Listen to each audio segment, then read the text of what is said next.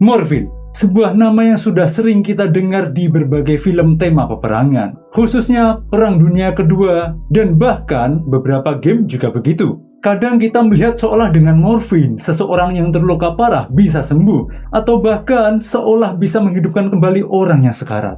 Tapi tahukah Anda, morfin adalah analgesik tertua di dunia, yang manfaatnya dapat menyelamatkan jutaan jiwa. Namun di sisi lain, ternyata morfin itu tidak seperti yang kita kira. Di sini aku akan membahas soal zat kontroversi ini bukan cuma melalui jurnal medis saja, tapi aku akan mendatangkan dua dokter yang akan membantuku mengevaluasi dan konsultasi perihal pembahasan morfin ini. Terima kasih kepada Fox Syria Rosetta sebagai dokter umum dan juga salah satu orang yang tidak bisa aku sebutkan namanya, yang mana ia juga punya background kedokteran. Jadi insya Allah konten ini sahih berdasarkan ilmu sains. Pada awalnya, morfin ditemukan pada 1804 oleh Friedrich Thurner, seorang apoteker Jerman. Ia berhasil mengisolasi senyawa aktif utama opium, getah kering yang diambil dari bunga popi. Ia menamainya morphium. Diambil dari kata Morpheus, dewa mimpi dalam mitologi Yunani, karena efeknya yang menyebabkan kantuk dan euforia.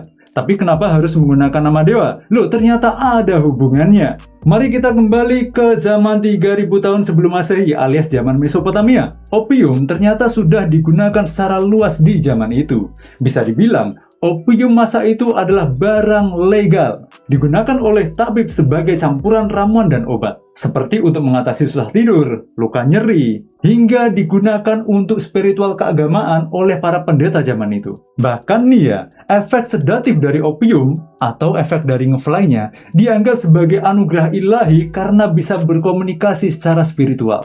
Walaupun memang di sisi lain mereka menggunakan opium sebagai sarana hip-hip hore dengan dicampur madu atau minuman anggur. Itulah kenapa bunga popi disebut sebagai hulgil atau tanaman kebahagiaan.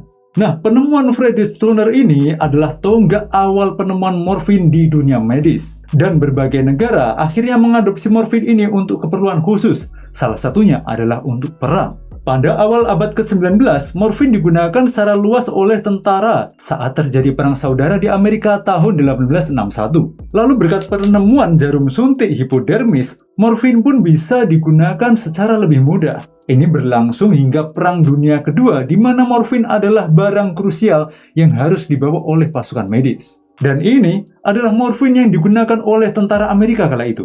Sebuah cairan morfin yang dibungkus dalam wadah mirip odol dengan bahan logam seperti jarum untuk injeksi. Namanya morfin syrup. Nah, kalau kita sering melihat tuh morfin digunakan dalam film, itu sebenarnya keliru. Dalam film, seolah mereka menancapkan dengan kuat ke tubuh lalu dibiarkan begitu saja. Faktanya tidak demikian. Morfin itu sama ketika pasien diberi obat menggunakan jarum suntik. Ia harus dimasukkan ke dalam otot, kemudian secara perlahan meremas atau menekan wadahnya, agar bisa keluar macam kita menekan pasta gigi. Emang cara kerjanya gimana, Bang? Jadi, morfin itu harus diinjeksikan ke otot atau istilah medisnya intramuskular. Kenapa harus otot dan bukan intravena alias pembuluh darah vena? Karena efek dari morfin itu terlalu cepat. Suntikan intravena memberikan efek instan dan puncak konsentrasi tinggi dalam darah. Dalam beberapa kasus, morfin memang harus diinjeksikan intravena. Tapi untuk di medan perang, yang mana itu tidak ada alat untuk monitor kondisi prajurit yang terluka, pemberian morfin harus digunakan melalui intramuskular agar efeknya konsisten dan resikonya lebih rendah. Jika dosis melebihi sedikit saja, maka dapat menyebabkan hilang kesadaran hingga henti nafas. Nah, begitu morfin ini diinjeksikan, maka akan dibawa oleh pembuluh darah kapiler hingga zat ini menuju sistem syaraf pusat dan sumsum tulang belakang. Maka, reseptor opioid akan terikat. Hal ini akan menghambat sinyal transmisi nyeri ke otak, yaitu mengubah persepsi nyeri. Sederhananya gini, seolah otak itu dimanipulasi supaya menganggap bahwa rasa sakit itu tidak pernah ada. Tapi kadang disinilah fatalnya. Pasalnya karena prajurit yang terluka seolah merasakan sakit yang tidak parah, jadi mereka merasa lukanya itu bukan apa-apa. Padahal darah mereka saat itu masih tetap keluar tanpa henti. Alhasil, kematian karena kehabisan darah itu adalah salah satu penyebab terbesar tewasnya pasukan di medan perang. Ditambah lagi, klaim saat itu mengatakan bahwa morfin itu aman. Faktanya, tidak. Banyak sekali kasus di mana tentara menjadi ketergantungan dengan morfin ini.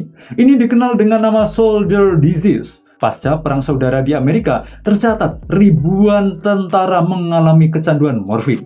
Belum lagi di era Perang Dunia Pertama dan Kedua, kejadian sama terulang kembali dan hasilnya setelah perang usai, yang tentara lalui itu bukan kebanggaan, tapi perjuangan mereka untuk sembuh dari kecanduan.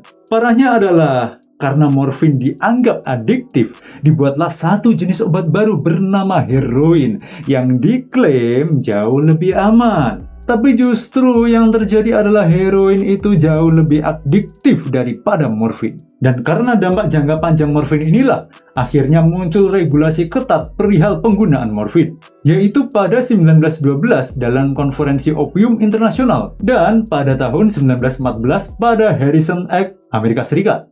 Morfin kemudian diklasifikasikan sebagai narkotika yang dikontrol. Hanya boleh digunakan untuk keperluan medis. Beberapa dekade berikutnya, mengingat efek jangka panjang morfin ini, akhirnya dibuatlah beberapa jenis analgesik lain, seperti kodein, oksikodon, bukan oskadon ya, dan fentanyl. Nah, ngomong-ngomong soal fentanyl, Amerika saat ini menggunakan permen sebagai sarana penghilang rasa sakit bagi prajuritnya daripada menggunakan morfin, yaitu permen lollipop fentanyl. Walau namanya lollipop, tapi bukan berarti permen macam ini ya, melainkan bentuknya macam peluru pistol yang dikasih tusuk. Permen ini diklaim lebih cepat diserap tubuh dalam waktu 5 menit. Tidak seperti morfin injeksi yang butuh 20 menit untuk mendapatkan efeknya. Tapi bedanya, lollipop ini hanya boleh dikonsumsi. Nah, hanya boleh dikonsumsi oleh prajurit saja, tidak untuk anak Anda. Kecuali kalau anak Anda sudah jadi prajurit juga, tapi bukan prajurit pemburu rendang ya. Bang, kalau amfetamin gimana bang? Nah, di Jerman era Perang Dunia Kedua, para prajurit diberikan obat khusus bernama pervitin alias amfetamin.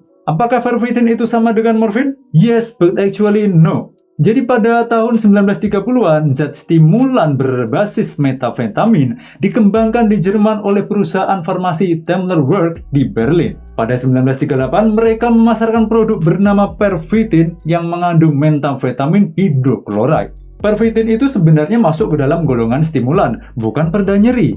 Stimulan itu apa? Gampangnya mirip sama kafein dalam kopi. Fungsinya sama, yaitu menambah kekuatan dan stamina, menekan rasa lelah, dan menambah fokus serta waspada. Bahkan sudah umum amfetamin ini dicampurkan dalam coklat yang disebut dengan Hellmann Goring Schokolade. Saat Perang Dunia Kedua mulai pecah pada 1938, militer Jerman atau Wehrmacht mulai distribusi pervitin secara luas kepada tentaranya. Bahkan termasuk Hitler sendiri memiliki dokter pribadi yang secara rutin menyuntikkan stimulan termasuk turunan amfetamin selama di tahun-tahun akhir perang. Namun ternyata zat ini memiliki efek samping yang besar, bahkan hingga dijadikan berita utama di negara-negara sekutu untuk menjelek-jelekan Jerman, yaitu efek ketergantungan atau kecanduan. Munculnya rasa depresi ketika obatnya habis, gangguan jantung, hingga gangguan psikologis bagi para pemakainya. Termasuk yang paling berisiko saat itu adalah ketika membuat para petinggi Jerman tidak bisa berpikir jernih dan membuat keputusan bodoh karena efek samping dari pervitin. Hingga pada 1941, dokter militer yang menyadari dampak buruknya memberikan regulasi ketat terhadap pervitin ini. Namun distribusi tetap berlanjut terutama untuk unit-unit tertentu seperti pilot dan pasukan khusus. Sebenarnya bukan Jerman sendiri, bahkan negara lain seperti Inggris juga memberikan zat ini kepada prajuritnya bernama Benzendrite. Sedangkan Amerika juga menggunakannya untuk para pilot dan pasukan yang akan melakukan penerbangan atau perjalanan jarak jauh. Loh, tapi bang, kalau paracetamol itu gimana? Bukannya itu analgesik juga ya? Jadi paracetamol itu narkotika juga dong? Nah, kalau paracetamol beda. Walaupun sama-sama analgesik alias pereda nyeri, tapi beda dengan morfin. Mungkin banyak orang tahu kalau morfin itu dari bunga popi alias opium. Tapi banyak yang belum tahu bahwa paracetamol itu asalnya dari minyak bumi. Yes, oil, makanan kesukaan negara yang menjunjung tinggi kebebasan dan perdamaian. Tapi bukan berarti kalau kita sakit kepala, kita bisa minum bensin biar bisa sakit kepalanya hilang. Paracetamol itu adalah proses lanjut dari fenol. Fenol adalah salah satu turunan dari minyak bumi. Prosesnya sangat panjang, jadi bukan berarti kita bisa minum Pertamax Turbo. Yang ada, Anda bisa berjalan lebih cepat menuju Yang Maha Kuasa. Lalu kalau kita terluka harus bagaimana bang? Terluka mah diberi kasih sayang dan kehadiran emosional aja.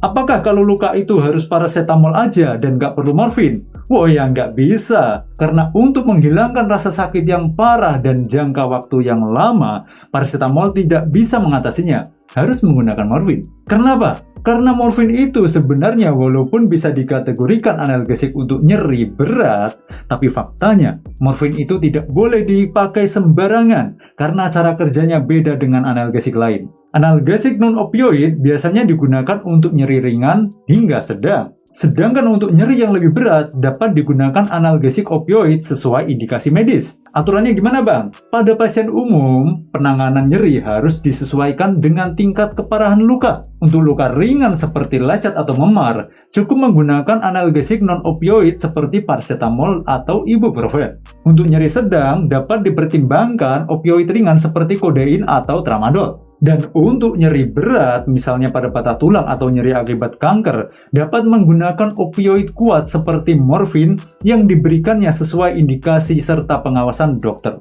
Tapi bang, kenapa kalau luka ringan atau sedang tidak well untuk menggunakan anestesi? Karena efek anestesi itu bukan mengurangi rasa sakit, tapi melumpuhkan syaraf atau bagian tubuh. Sehingga kalau cuma jatuh lalu kaki lecet, nggak bisa kaki Anda langsung diinjeksikan anestesi biar rasa sakitnya hilang sama sekali. Rasa sakitnya memang hilang, tapi kakimu juga serasa hilang. Masih bisa buat jalan nggak? Bisa. Tapi susah, soalnya otak bingung. Pasalnya, Anda bisa jalan itu karena otak merasakan kaki Anda tuh sedang ngapain. Sedang ke depan, sedang menahan beban, atau sedang mendorong.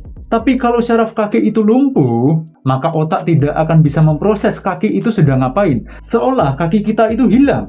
Dan kalau pasien diberikan anestesi, itu juga resikonya lebih besar. Mengingat anestesi itu mematikan atau menidurkan bagian tubuh tertentu. Jadi kesimpulannya, cara mematikan nyeri itu berbeda. Tergantung mau mematikan jalur mana. Kalau analgesik itu mematikan rasa nyerinya. Kalau anestesi itu mematikan syarafnya. Bang, kalau untuk mematikan rasa di hati saat melihat mantan pakai apa bang? Kira-kira apa yang mau dibahas di konten berikutnya? Komen di bawah. Aku Kang Mas Dewi Sanggeni. Wassalam.